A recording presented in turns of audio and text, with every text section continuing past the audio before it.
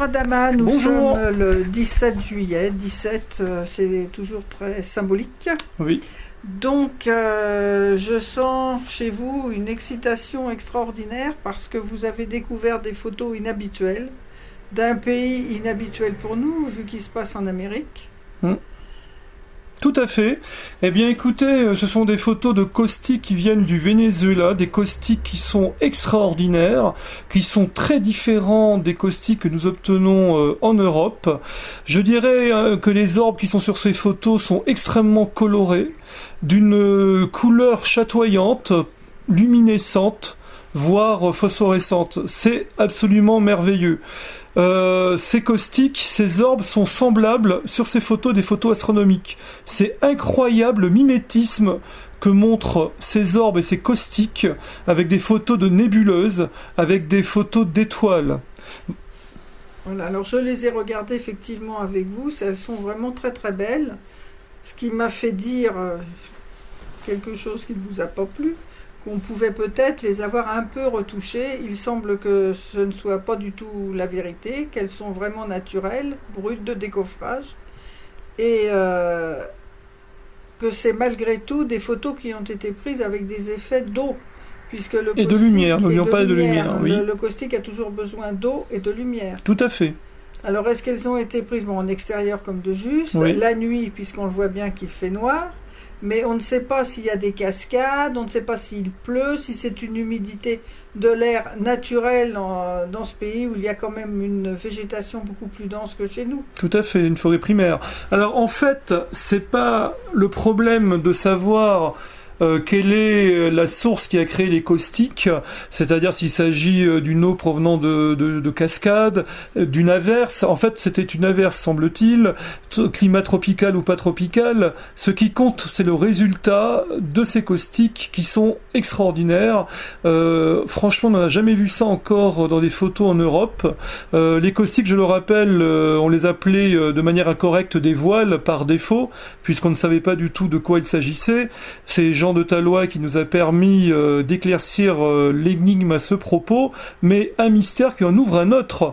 Les caustiques peuvent avoir des dimensions kilométriques, mais également des dimensions de l'ordre cosmique. Il y a des lentilles gravitationnelles qui montrent dans l'univers des caustiques. Nous avons un mathématicien soviétique qui avait pensé que la structure de l'univers était formée de caustiques. Donc, lorsque nous voyons ces formes, qui sont des formes inhabituelles dans la géométrie telle que nous la connaissons, la géométrie euclidienne, là nous allons dans le domaine de la topologie, qui est une forme de géométrie non euclidienne et qui ouvre sur des réalités tout à fait extraordinaire d'un point de vue scientifique.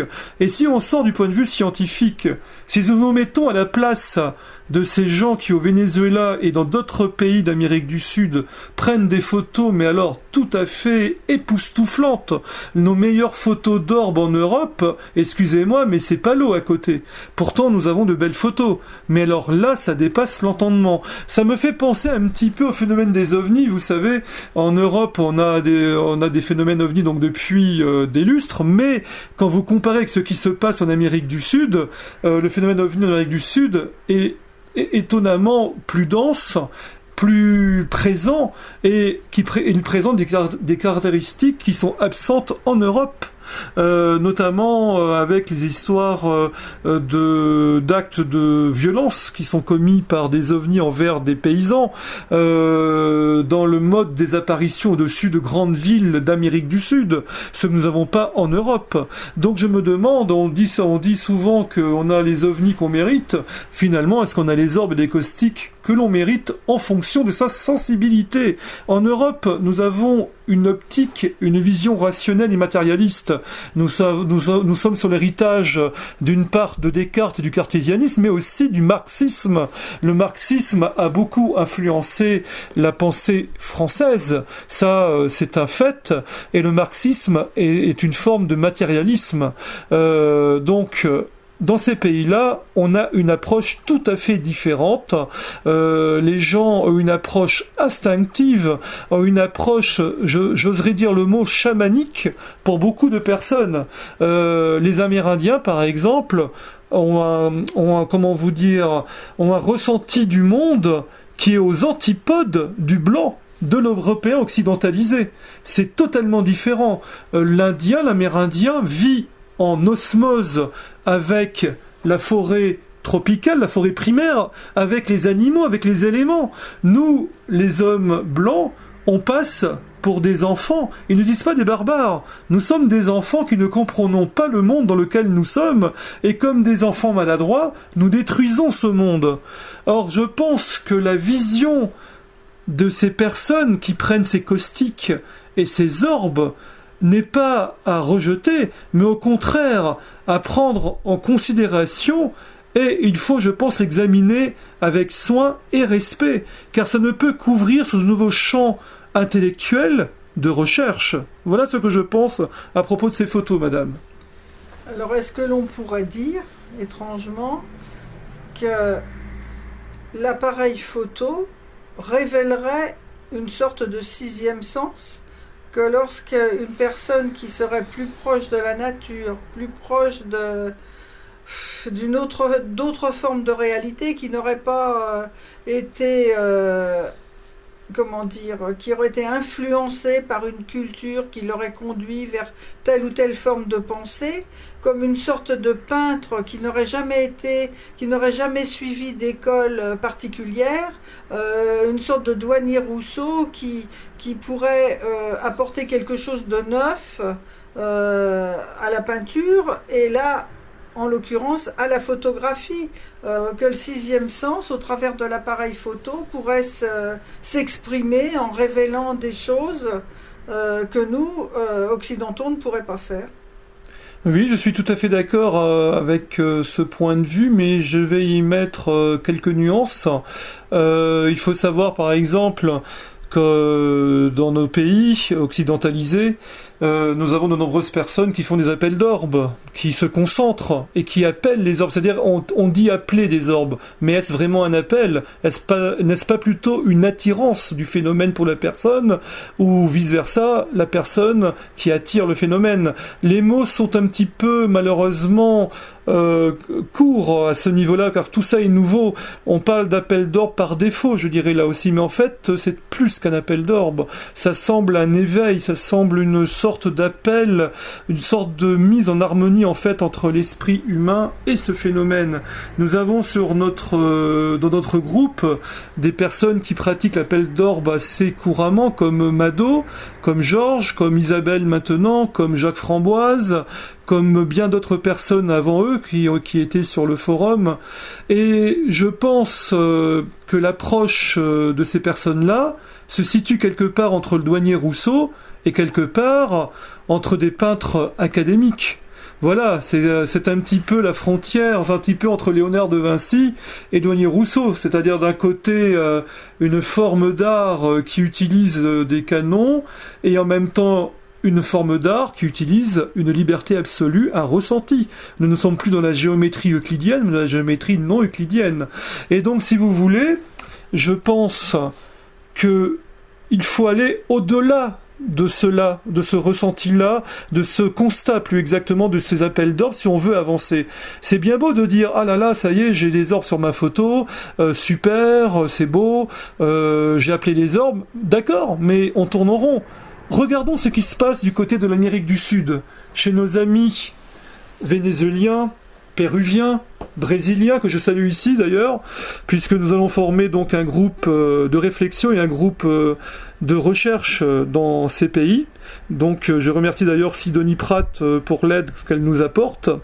Je pense qu'il faut regarder de ce côté-là. Ils ont beaucoup de choses à nous apprendre, il faut les écouter, les respecter, et ne pas aller avec nos gros sabots rationalistes et matérialistes en disant « Oh là là, tout ça c'est de la foutaise, c'est que de l'eau, ils se trompent ». Non, il ne faut pas raisonner comme ça. Il faut être ouvert d'esprit. Il faut examiner toutes ces photos, les conditions dans lesquelles elles sont prises. La plupart de ces personnes sont toutes des personnes spirituelles, qui croient en des choses, qui croient aux forces de l'esprit et aux forces de la nature, et les forces avec lesquelles elles vivent en harmonie. Je le répète, il y a beaucoup d'harmonie chez ces gens-là. Et je pense qu'ils ont beaucoup, beaucoup à nous apprendre pour aller plus loin. Si nous restons sur nos acquis rationalistes, c'est bien, c'est très bien, mais c'est insuffisant. Lorsque l'on voit, par exemple, ces formes caustiques qui nous évoquent l'univers, quand en plus on sait qu'il y a eu un penseur, un mathématicien russe de l'époque soviétique qui pensait que les caustiques avaient été la trame même de l'univers, alors on peut se poser des questions. Je sais que les travaux de ce mathématicien ont été réfutés par d'autres scientifiques, mais cela reste quand même encore d'actualité lorsqu'on sait, je le répète, qu'on peut observer les caustiques dans l'univers à travers les lentilles gravitationnelles. Donc, l'appareil photo numérique, c'est un instrument qui bénéficie de la technologie et des avancées de la science. N'oubliez pas que lorsque vous prenez une photographie numérique, c'est grâce à un capteur à transfert de charge qui permet d'avoir une photo. Ça utilise la technologie des semi-conducteurs, le silicium et d'autres composants qui sont d'ordre nanométrique. Et là, on peut reconstituer ce que voit l'appareil photo, c'est-à-dire l'appareil.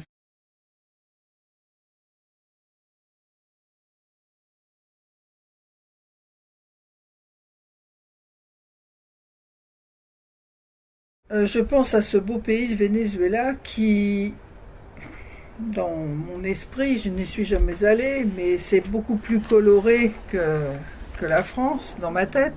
C'est beaucoup plus verdoyant. Je ressens une humidité plus importante. Est-ce que ces photos ne retraceraient pas un peu tout ce climat, tout cet environnement, ces couleurs, et que donc les photos en elles-mêmes seraient plus festives, plus lumineuses, plus colorées, par le fait même que le pays est dans cette lignée-là? Peut-être, ce n'est pas impossible, mais pourtant, si l'on prend des photographies qui ont été prises, par exemple, en Polynésie française, où c'est un climat chaud, et également, on n'a pas les mêmes effets. Alors, certes, c'est le Pacifique, mais je rappelle aussi que l'Amérique du Sud a ses frontières nautiques avec le Pacifique, d'un côté. Donc, pour moi, c'est pas ça l'essentiel. Je pense plutôt que nous avons ici affaire à un tempérament. C'est un tempérament, un mélange de tempérament qui vient d'Espagne et de tempérament des natifs, donc amérindiens, et qui pourrait donner justement ces résultats extraordinaires. Donc, tempérament, on en revient au mental, on en revient justement à ce lien qui existe entre ces phénomènes et l'être humain. Voilà. Qu'on appelle chez nous l'appel d'orbe, donc je l'ai dit tout à l'heure, et chez eux, ils le vivent tout à fait normalement. C'est très curieux pour nous de voir ça. Par exemple, ils parlent qu'il y a des lieux, il y a des ouvertures où les orbes, les caustiques et d'autres phénomènes apparaissent de manière extrêmement fréquente. Nous noterons aussi l'absence de BVI chez eux. Ils n'ont pratiquement pas de BVI. Alors c'est assez curieux, ça rappelle la Polynésie française. Je vous rappelle que les photographies que nous avons vues de Polynésie ne comportent pas de brume. Eh bien chez eux, c'est la même chose, il n'y a pas de brume. Pourquoi ? Alors ça, c'est curieux. Alors ça aussi, il faut s'interroger. Eh bien, Adama, je n'ai plus qu'une seule envie à vous écouter, c'est de devenir une globe-trotteuse, de prendre mes appareils photo, numériques ou pas numériques, de les mettre en bandoulière autour de mon cou, partout, et d'aller courir au Venezuela pour voir si je peux prendre les mêmes phénomènes que ces gens-là. Eh bien, écoutez, pourquoi pas, justement, le groupe nous invitera pour un colloque futur en Amérique du Sud, d'après ce que j'ai vu. Donc ça va être une belle aventure, ça sera pas pour tout de suite, mais ça doit se faire doucement, mais sûrement. En même temps, c'est vraiment un très grand message d'espoir pour nous tous, car, je le répète, il faut garder raison, certes, mais il faut que la raison n'emprisonne pas l'audace intellectuelle. Voilà. La raison est un bon garde-fou, mais quelquefois, cela vaut la peine de prendre une tangente et de voir ce qui se passe un petit peu autrement. Voilà. Alors je pense que la science d'ailleurs du futur changera certainement de paradigme, comme beaucoup l'annoncent d'ailleurs déjà. On a eu dans les années 80 la gnose de Princeton, où des scientifiques appelaient déjà au changement de paradigme. La physique quantique ouvre des horizons tout à fait extraordinaires lorsqu'on voit que notre réalité n'est qu'une illusion, qui est le fruit peut-être de supercordes qui vibrent et qui génèrent la réalité.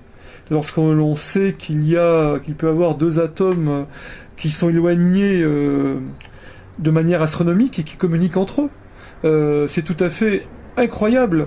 En fait, la vision matérialiste du monde, héritée du XIXe siècle, à la fois créée par les philosophes et par l'expérimentation, est aujourd'hui en passe d'être rendue caduque.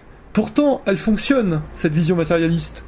C'est grâce à la mécanique céleste, initiée par Isaac Newton, que l'on peut envoyer des sondes dans l'espace, qu'on a pu aller sur la Lune. Car ici, nous sommes, comme on dit, dans la mécanique. Là, on est dans la matière. Il y a des lois précises. Mais en fait, l'univers est d'une grande complexité. Et il y a des lois, mais il y a également d'autres lois. Ça dépend de l'échelle, en fait, où nous nous trouvons. À notre échelle humaine, effectivement, il y a les lois de la physique de Newton qui s'appliquent sur la Terre. Voilà, là nous avons une table, elle est bien concrète. Et cette cohésion, elle est due à quoi? Pourtant c'est du vide. Lorsqu'on étudie la composition de la table au niveau atomique, il n'y a rien, c'est du vide. Et la cohésion, c'est par une force, l'électromagnétisme. D'ailleurs, madame, je sais que vous êtes quelqu'un qui vous intéressez beaucoup à ce domaine, et nous aurons certainement la joie de vous entendre en conférence à ce propos. Et une chose est certaine, je vais conclure là-dessus, il faut aller plus que jamais au-devant de ces phénomènes, prendre des photos, prendre des vidéos, et garder l'esprit ouvert, et essayer de raisonner, d'avoir, si vous voulez, une ouverture dans le respect et dans l'acquisition de nouveaux paradigmes qui peuvent qu'enrichir notre propre recherche sur les orbes. Voilà.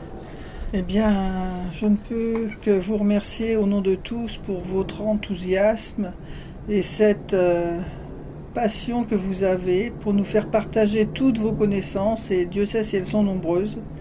Merci beaucoup. Merci, je ne dirai qu'une chose, haut les cœurs, et merci à vous. Au revoir.